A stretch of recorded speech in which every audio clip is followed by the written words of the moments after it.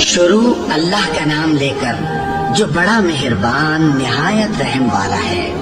وہ جو نہایت مہربان ہے اسی نے قرآن کی تعلیم فرمائی، اسی نے انسان کو پیدا کیا، اسی نے اس کو بولنا سکھایا۔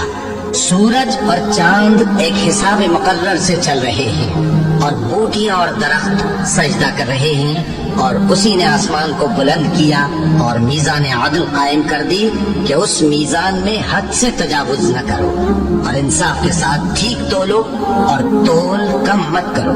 اور اسی نے خلقت کے لیے زمین بچھائی، اس میں میوے اور کھجور کے درخت ہیں جن کے خوشوں پر غلاف ہوتے ہیں، اور اناج جس کے ساتھ پھس ہوتا ہے اور خوشبودار پھول۔ تو اے گروہ جن و انس، تم اپنے پروردگار کی کون کون سی نعمت کو جھٹلاؤ گے؟ اسی نے انسان کو ٹھیکرے کی طرح کھنکھناتی مٹی سے بنایا اور جنات کو آگ کے شعلے سے پیدا کیا۔ تو تم اپنے پروردگار کی کون کون سی نعمت کو جھٹلاؤ گے؟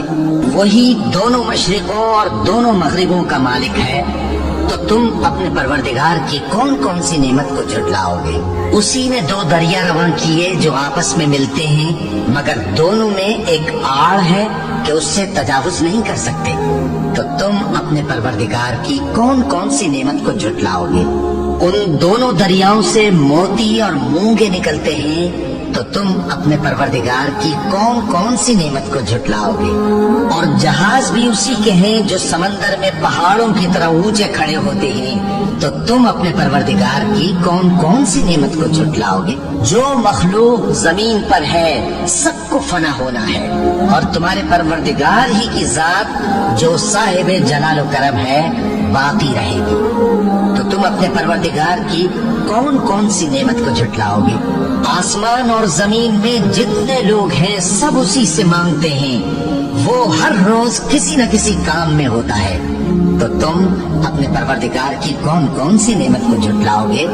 اے دونوں جماعتوں، ہم قریب تمہاری طرف متوجہ ہوتے ہیں، تو تم اپنے پروردگار کی کون کون سی نعمت کو جھٹلاؤ گے؟ اے گروہ جن و انس، اگر تمہیں قدرت ہو کہ آسمان اور زمین کے کناروں سے نکل جاؤ تو نکل جاؤ، اور زور کے سوا تو تم نکل سکنے ہی کہ نہیں، تو تم اپنے پروردگار کی کون کون سی نعمت کو جھٹلاؤ گے؟ تم پر آگ کے شعلے صاف اور دھواں ملے چھوڑ دیے جائیں گے، تو پھر تم ان کا مقابلہ نہ کر سکو گے۔ تو تم اپنے پروردگار کی کون کون سی نعمت کو جھٹلاؤ گے؟ پھر جب آسمان پھٹ کر تیل کی تلچھٹ کی طرح گلابی ہو جائے گا تو وہ کیسا ہولناک دن ہوگا۔ تو تم اپنے پروردگار کی کون کون سی نعمت کو جھٹلاؤ گے؟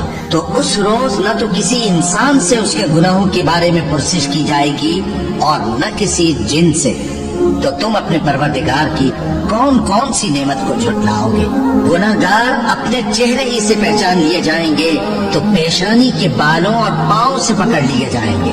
تو تم اپنے پروردگار کی کون کون سی نعمت کو جھٹلاؤ گے؟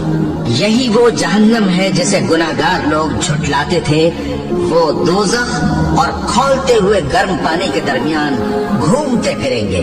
تو تم اپنے پروردگار کی کون کون سی نعمت کو جھٹلاؤ گے؟ اور جو شخص اپنے پروردگار کے سامنے کھڑے ہونے سے ڈرا، اس کے لیے دو باغ ہیں۔ تو تم اپنے پروردگار کی کون کون سی نعمت کو جھٹلاؤ گے؟